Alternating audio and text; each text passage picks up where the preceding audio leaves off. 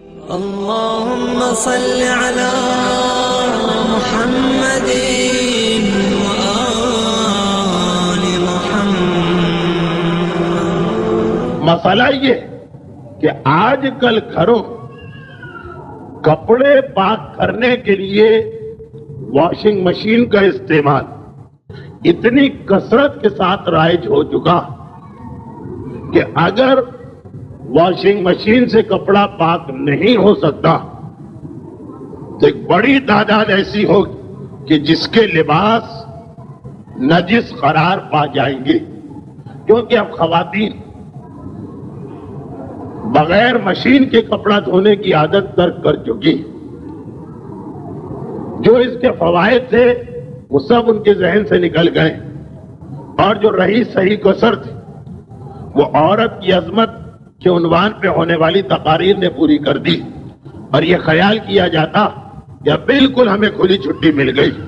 طہارت شریعت کے اعتبار سے ہے بھی کھلی چھٹی، بولنے کا حق بھی نہیں، لیکن یہ ایسی کھلی چھٹی نہیں کہ نجس چیز کو نجس رکھ کے عبادتیں انجام دی جائیں، نہیں، جہاں واجبات آئیں گے وہاں اس کا خیال کرنا۔ اچھا، اب پہلے ابتدا میں دو مسئلے سمجھ لیے جائیں۔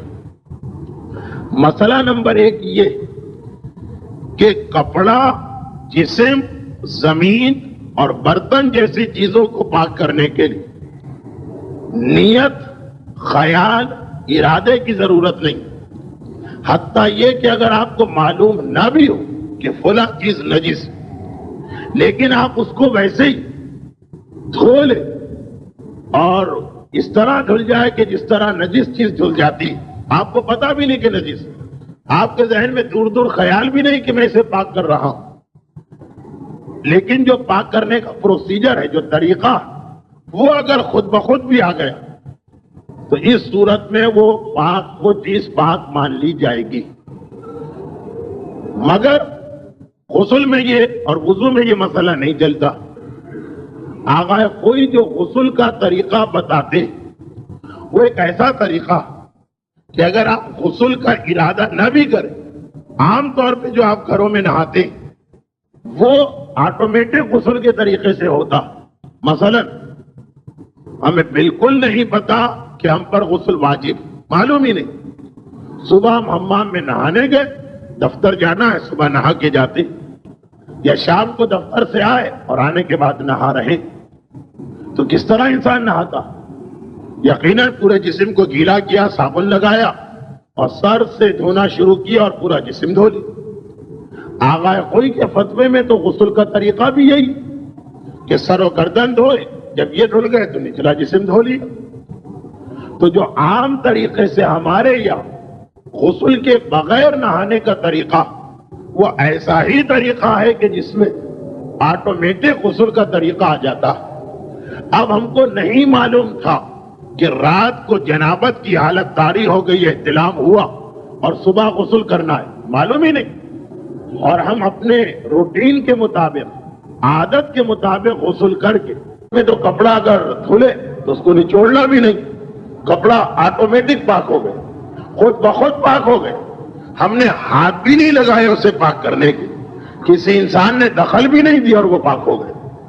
جو کہ وضو اور غسل جو ہے اس میں طریقے کی اہمیت اتنی نہیں جتنی اہمیت نیت کی۔ جب تک کہ نیت نہ ہو، طریقہ بے شک آپ کا ہو، وضو والا یا غسل والا، وہ بیکار، لیکن باقی نجاستیں پاک کرنے، زمین دھونا ہے، برتن پاک کرنا ہے، کپڑا پاک کرنا، اسلام صرف طریقہ چاہتا، بس چاہے نیت ہو، آپ کا ارادہ ہو، آپ کو معلوم ہو نہ معلوم ہو، خود بخود بھی اگر دھل گیا تو اس کو پاک مان لیا جائے گا۔ اچھا، اب مسئلہ یہ تو پہلا مسئلہ۔ دوسرا مسئلہ یہ کہ نجاستوں کو پاک کرنے کا طریقہ بہت ہی آسان ہے، بہت مشکل طریقہ نہیں، وہ سن لیجئے۔ ایک پیشاب کو چھوڑ کر، فی الحال میرا موضوع صرف کپڑے کی نجاستیں، میں برتنوں کا مسئلہ نہیں بتا رہا ہوں، میں زمین کا مسئلہ نہیں بتا رہا ہوں، کپڑوں کو پاک کرنے کے لیے اگر پیشاب لگا ہو تو ایک الگ مسئلہ، پیشاب نہ ہو تو بہت ہی آسان طریقہ ہے کپڑا پاک کرنے کا۔ وہ یہ ہے کہ کپڑے میں جہاں پہ نجاست ہے مثلاً منی لگی ہے، خون لگا ہے، شراب گر گئی ہے، جہاں بھی نجاست ہے اس نجاست کو دور کریں، اس کے بعد ایک مرتبہ پانی ڈال دیں، نچوڑ دیں، کپڑا پاک۔ بارش کے پانی میں تو نچوڑنا بھی ضروری نہیں، بعض علماء کہتے ہیں جاری پانی میں بھی ضروری نہیں، لیکن بہرحال ہم ابھی اسی پانی کی بات کر رہے ہیں جو ہمارے گھروں میں ہوتا۔ ایک پیشاب چھوڑ دیں، باقی ہر نجاست ایک مرتبہ آپ نجاست دور کریں اور اس کے اوپر پانی ڈال دیں۔ اچھا یہ بھی ضروری نہیں کہ نجاست دور کرنے کے بعد پھر پانی ڈالا جائے، نہیں، اگر آپ ایک مرتبہ اکٹھا ہی مسلسل پانی ڈال رہے ہیں کہ پہلے جو پانی گرا اس سے نجاست چلی گئی اور پھر آپ نے پانی روکا نہیں اور مزید پانی گر گیا، کپڑا خود بخود پاک ہو گیا، صرف ایک دفعہ نچوڑ لیجیے۔ فرض کیجئے کہ ایک لوٹے سے ہم کپڑا پاک کر رہے ہیں، اس پر خون لگا، ہم نے دھار گرانا شروع، آدھا لوٹا گیا تو یہ خون ختم ہو گیا، چلا گیا، ہم نے روکا نہیں ہاتھ، پانی گراتے رہے، مزید پانی گر گیا، یہ پاک ہو گیا۔ تو دنیا کی جتنی نجاستیں ہیں ماں سوائے پیشاب کے، نجاست ہٹا کے ایک مرتبہ پانی اس پہ آ جائے اور نچوڑ لے، کپڑا پاک ہے۔ پیشاب کے اندر مسئلہ 2 دفعہ کا ہے کہ اگر پیشاب کپڑے پہ لگا تو پانی ڈال کے ایک دفعہ نجاست ہٹائیے، اس کے بعد 2 دفعہ پانی ڈال کے 2 دفعہ پاک کرنا۔ اس 2 دفعہ میں بھی پہلی دفعہ جو ہے پہلا وہ تو آپ جو پیشاب ہٹانے کے لیے پانی ڈالیں اسی کو کنٹینیو جاری کر کے اس کو پہلی دفعہ سمجھ سکتے ہیں۔ جیسے اس کپڑے کے اوپر پیشاب لگ گیا، دودھ پیتے بچے کا پیشاب تو کل گزر گیا، اس سے بڑا بچہ ہے یا بڑا آدمی پیشاب لگ گیا، ہم نے اس پر پانی ڈالا، تھوڑا پانی گرا، پیشاب ختم ہو گیا، ہم نے پانی جاری رکھا اور پھر ہاتھ روک لیا، ایک دفعہ دھل گیا یہ کپڑا۔ یعنی جس پانی سے آپ نجاست دور کریں اسی پانی کو اگر تھوڑا اور بڑھا دیں بغیر ہاتھ روکے وہ ایک دفعہ ہو گیا، نچوڑا کپڑا، ایک مرتبہ اور پانی ڈالا پھر نچوڑا، کپڑا پاک۔ بہت ہی آسان طریقہ۔ تو باقی دنیا کی ہر نجاست ایسی ہے۔ یہ ایک چیز ذہن نشین اگر ہو گئی تو ایک بات اور بتا دوں کہ یہ جو میں نے کہا کہ ہر نجاست پاک کرنے میں پہلے نجاست ہٹائیے پھر ایک دفعہ پانی ڈالیں، وہ چاہے مسلسل ہی جاری رہے، پیشاب میں نجاست ہٹا کے 2 مرتبہ پانی ڈالیں۔ تو ایک بات اور واضح ہو جائے کہ جو نجاست ہٹانا ہے نجاست وہ یہ ضروری نہیں ہے کہ وہ پانی سے ہی ہٹائی جائے۔ نجاست اگر آپ رگڑ کے ہٹا رہے ہیں، پوچھ کے ہٹا رہے ہیں، یا مثلا کوئی لیکویڈ یا کیمیکل ڈال کے نجاست ہٹا رہے ہیں تو نجاست جو ہے اس کو ہٹانے کے لیے تو پانی بھی ضروری نہیں، کوئی بھی دنیا کی چیز استعمال کریں کہ نجاست چلی جائے، پھر 2 دفعہ آپ پانی ڈال دیں۔ اب یہ 3 باتیں ذہن میں آ گئی اور اب آپ اپنے گھروں کو دیکھ لیجیے۔ اگر ایک پیشاب نہ ہو تو جس گھر میں بھی کپڑے دھولیں گے چاہے اس کے دل میں نجاست کا ارادہ ہی نہ ہو کہ نجاست دور کرنا، آٹومیٹک نجاست دور ہو جائے گی۔ بھئی ہمارے کپڑے میں خون لگا، نہیں پتا گھر والوں کو، ماسی کو، اور وہ کپڑا دھو رہی، کس طرح دھوئی؟ ایک مرتبہ صابن یا سرف کے پانی سے کپڑے کو گیلا کرے گی، اس میں نجاست چلی گئی، ایک مرتبہ صاف پانی میں دھو لے گی، پاک ہو گیا کپڑا، آٹومیٹک خود بخود بغیر کوئی نیت کیے ہوئے کپڑا پاک ہو گیا۔ کیونکہ پیشاب کے علاوہ ہر نجاست ہٹا کے، نجاست چاہے آپ سرف کے پانی سے ہٹائیں چاہے صابن کے پانی سے ہٹائیں، ہاں جو پاک کرنا ہے وہ خالص پانی ہونا چاہیے۔ تو کوئی گھرانہ بھی ایسا نہیں کہ جہاں پہ ایک دفعہ صابن یا سرف لگانے کے بعد پھر خالص پانی استعمال نہ ہو۔ اچھا چاہے وہ جو دوسرا پانی آپ استعمال کر رہے ہیں تھوڑا تھوڑا سرف یا صابن کا رنگ یا ذائقہ اس پانی میں آ بھی جائے کوئی بات نہیں، پاک ہو جائے گا۔ اور بلکہ جہاں پہ یہ طریقہ کہ سرف سے کپڑا دھونے کے بعد 2 مرتبہ اسے پانی ڈال کے پاک کر دیتے تو وہاں تو پیشاب کی نجاست بھی پاک ہو جائے گی۔ یہ مسئلہ کلیئر ہو گیا۔ اب آئیے واشنگ مشین۔ واشنگ مشین عام طور پہ 2 قسم کی مشینیں، بہرحال ہر مشین میں یہ تو ہے کہ پہلے آپ نے کپڑے ڈالے، پھر صابن یا سرف والا پانی ڈالا، وہ پانی نکل گیا، اس سے اس کپڑے کی نجاستیں چلی گئی۔ اب اگر پیشاب نہیں تو ایک مرتبہ اور صاف پانی ڈالے، کپڑا پاک۔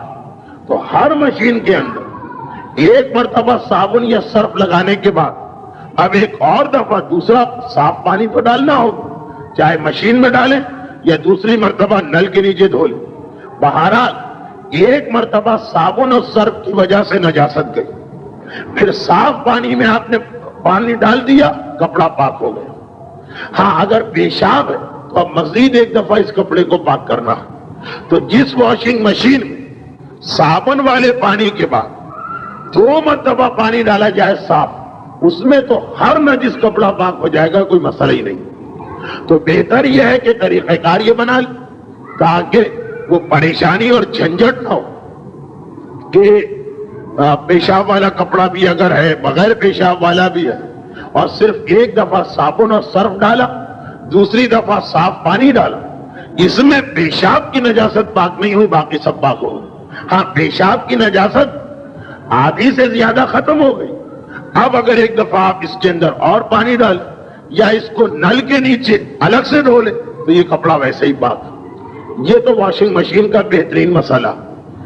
اب یہاں بعض لوگوں نے کہا، جو اصل اعتراض آیا وہ یہ کہ کپڑے کو پاک کرتے وقت اس طرح سے پانی ڈالنا چاہیے کہ پانی بہتا ہوا چلا جائے، کیونکہ اگر پانی جمع ہے اور اس میں کپڑا پڑا تو وہ تو سارا پانی خود نجس ہو جائے گا۔ یہ بعض لوگوں نے ایک اعتراض کیا جو سب لوگ نہیں سمجھے ہوں گے۔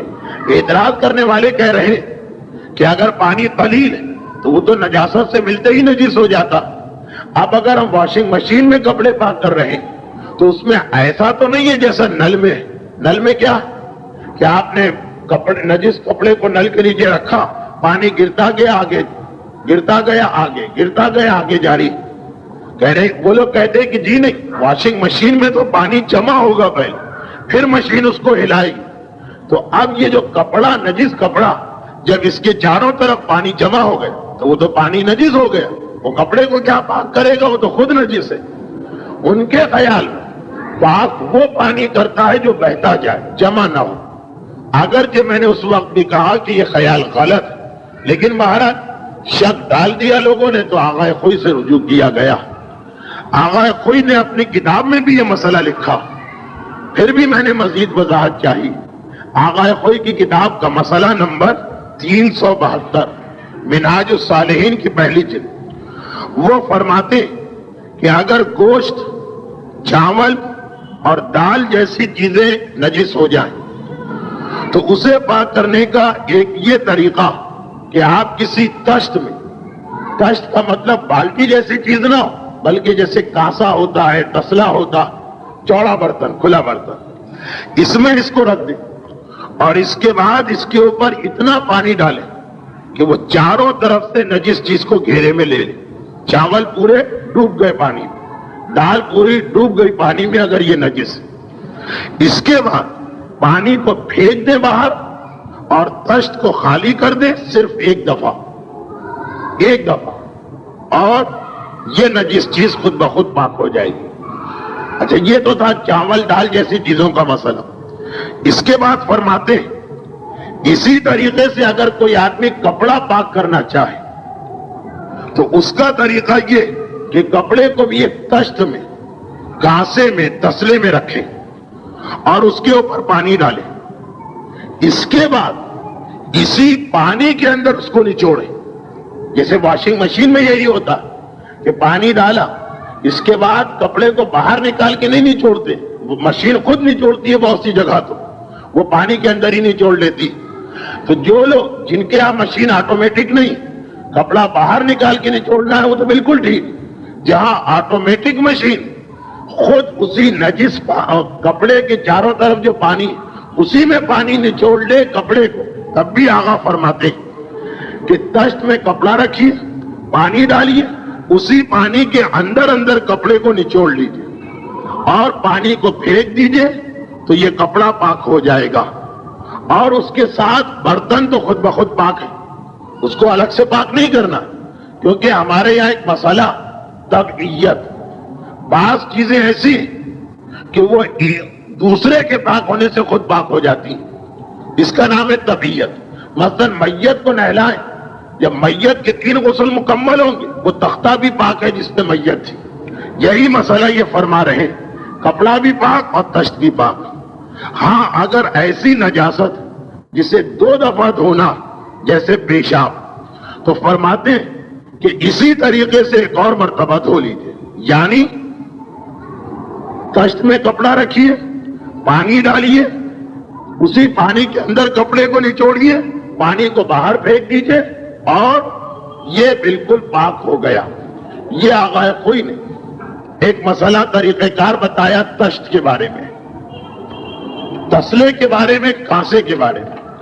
اب میں نے آغا خوئی کو اسی مسئلے کے حوالے سے لکھا کہ آپ کی کتاب میں جو مسئلہ نمبر 472 ہے، جس میں آپ نے تشت کے ذریعے یعنی کانسے اور تسلے کے ذریعے پاک کرنے کا طریقہ بتایا، آج کل جو واشنگ مشینیں استعمال ہو رہی، کیا اس میں بھی یہی طریقہ چلے گا؟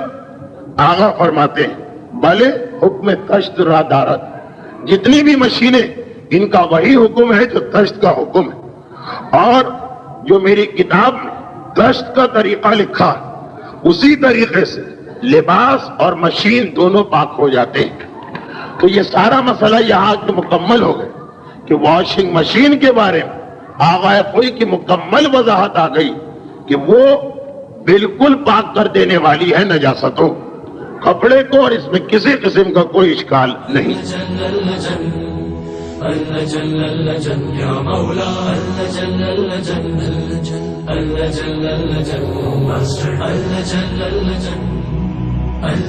يا صاحب السماء